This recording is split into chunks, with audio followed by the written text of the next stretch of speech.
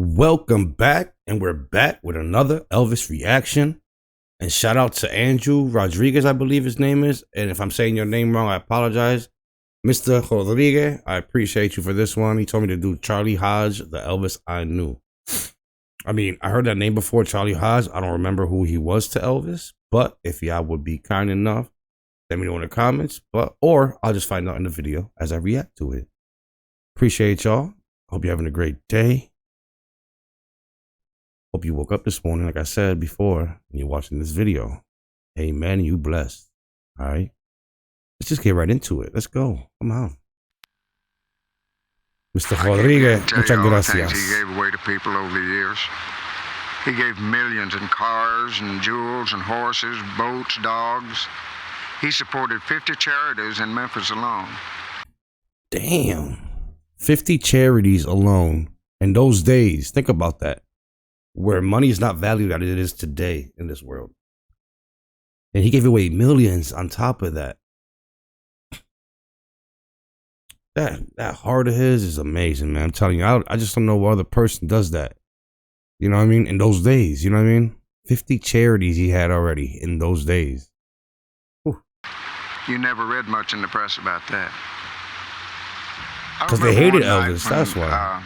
I was sitting upstairs with Elvis in his bedroom. And it was one of those this guy had the privilege. He had the privilege to sit with Elvis in his bedroom, yo. Oh, that's amazing, amazing. Around and you could feel the loneliness. He has stories to tell, trust me. Encircling Graceland. And Elvis was talking about how the guys just weren't around much anymore. You know, he said, it's like when we're on the road. I don't see them until time for the show. And they pick me up and take me to the show, and then they deliver me back to the room like it was a side of meat or something. Hold on, so we're talking about the Memphis boys, right? The Memphis Mafia? I wonder what they were doing, huh? Spending his money? What do you think, guys? I mean, I don't know. Let me know, guys. If they were loyal. I mean, I heard a few of them were kind of like, but, you know. Let me know in the comments. Appreciate y'all, guys. And then they go and do their thing. Look at the goat, man. Look at them glasses. It's just not like it used to be. Which was probably Gucci or something. It's not. Or Armani. And all the time Elvis was talking, he'd be stretching his hands, you know, like that, and he'd take his feet and you know, turn them back and stretch them. He was in pain, probably. That's why. It's called pain. It seemed like he was sore, you know, just all over his whole body. Yeah, Grandpa feel like that all the time. Me and Billy Smith, his Grandpa worked too much. A lot of times we'd be up there and he'd say, "Would you mind rubbing my back with some of that lotion?" Said, "My body just seems to be aching and sore all over." I guess he thought it was. Look at my man Swag. Swag, by what I mean is the way he is, the way his hair, his clothes, you know, his rings, his watch, his necklace. Come on now. You know Elvis influenced this man. Come on now. You can tell he won't be like Elvis. I mean, there's nothing wrong with that. I'm just saying. I'm looking at it. I'm seeing it. As hard as you did on stage, you know. Look at that smile, yo. I mean, he was a year set there. You could tell something was wrong, but that smile, man, lights up the room. And looking back, now you can see what the problem was. But it was much later and too late when we found out. Excuse me. Elvis told me one night when we were doing concerts, he said, "Charlie, about halfway through the show." Well, that's Charlie right there. Was that Charlie, guys? The one that's holding up his microphone? It looked like him, though, to be honest. So let me know. So he played in the band with him? Charlie. Through the show, I'm just totally exhausted. I bet you he's a loyal guy, too. Loyal to the fullest. You know, his eyes. You could tell. Look at that. Look at his face. Exhaustion. Tired. Grandpa felt the same way, guys. He was tired, that's all. Poor guy, man. At least that's what we all thought. He gave his all, you know what I mean, to his fans. Larry Geller probably was responsible for bringing Elvis more books that he enjoyed reading than anyone else. I know that shortly before Elvis died, he brought a list to me of books he wanted Larry to bring in from Hollywood. And while I was on the phone to Larry, Elvis got on the phone. Larry said, I want those books right now, so you come in early. Also, Elvis was an avid reader, huh? He loved to read? In the 15th I know I heard he died with a book in his hand in the bathroom. And I took him upstairs, and Elvis was asleep. I put him where he could get him, put the Shroud of Turin, Italy on it, on top. And then when we found Elvis, the book that he'd been reading there, the last book he read was the Shroud of Turin, Italy. Wow. But always his favorite book, and the book he read more than any other book. He always had one beside him in every bed he slept in, whether it was a motel room, a hotel room, or his home. He had the Bible. The Bible was Elvis's favorite book. Wow.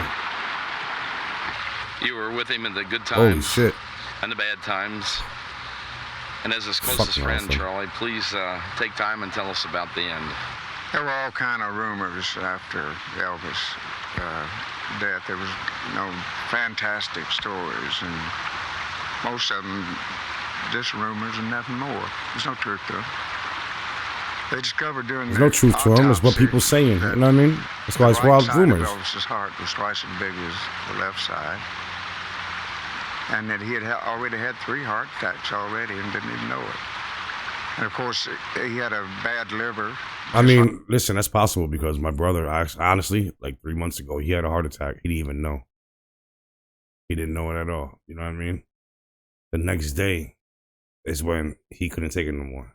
When he went to the hospital, that's what they told him. They had to put a stick in his heart and everything. So, well, we got to take care of ourselves. I mean, Grandpa, you know what? I just live life. That's it. That's how my motto is: live life day by day. Live it, because eventually we go. You know what I mean? So I just live it, and enjoy every moment. That's all, But that's no joke. You can have a heart attack without knowing it. That's insane, huh? Oof, like his scary. mother did, and they were trying to. Most important thing in your body, your heart. Always had a trouble with high blood pressure, and his mother had that. Same thing. And also he had glaucoma, and he had to take medicine for that. For his eyes, yeah. And one day, I was over visiting Mr. Presley at his house, and Elvis's friend, Dr. Nicopoulos, came over and told us something that kind of cleared up a lot of things we had thought about, of why Elvis was always so sore and everything. And Dr. Nick told this to Mr. Presley, and then he looked at me and said, Charlie, this is in strictest confidence. And we didn't mention it to anybody. I didn't mention it myself to anyone until after Mr. Presley had died, and then I put it in my book. And what they discovered was that Elvis had bone cancer, and it had spread over his entire body. So that. Hold on, what? Elvis had bone cancer. Like, I never heard of that, though. Huh? My first time hearing that, guys. Let me know if y'all knew that, too. Like, I never knew that. Bone cancer. That's bad, too. But you know what? He was so strong and willing to keep going that nobody noticed. Because I'm sure you can tell when somebody has bone cancer. You know what I mean? Wow. God bless the king. Rest in peace. Kind of explained stretching and wanting the body rub. He was hurting, and there was pain from that, and he didn't even know what it was, and we didn't either. He would just rub and it would hurt. The answers Like, about what the life hell? and death. I do know Elvis had faith in God, and it never wavered. All I can tell you is that a bright, vibrant light, an exceptional soul, walked over with me on a Memphis stage one night. I traveled around the world with him. I was privileged to share some of his most private moments, and I witnessed his unequaled generosity. Watched him give of himself to everyone, and I saw the impact he made on the whole world. Gave himself to everyone with nothing in return. We're all just For nothing in a little return. bit better for his having been here. Lead me, guide me along the way. Wow. For I cannot sleep. Just open mine eyes that I may see. Lead me, oh Lord, won't you lead me? Well, I'm tired and I need. Wow. Andrew Rodriguez, muchas gracias for this one. Taught me a little bit more too of Elvis. Appreciate you. Charlie Hodge, guys, let me know who this guy is. He seems fascinating. He seems interesting. You know what I mean?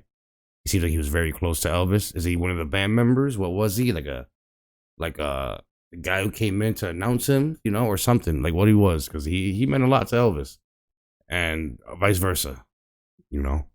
Appreciate you guys. If you're new around here, subscribe to the channel, leave a like, notification bells on so you get all my videos, and I'll see you next time. Peace.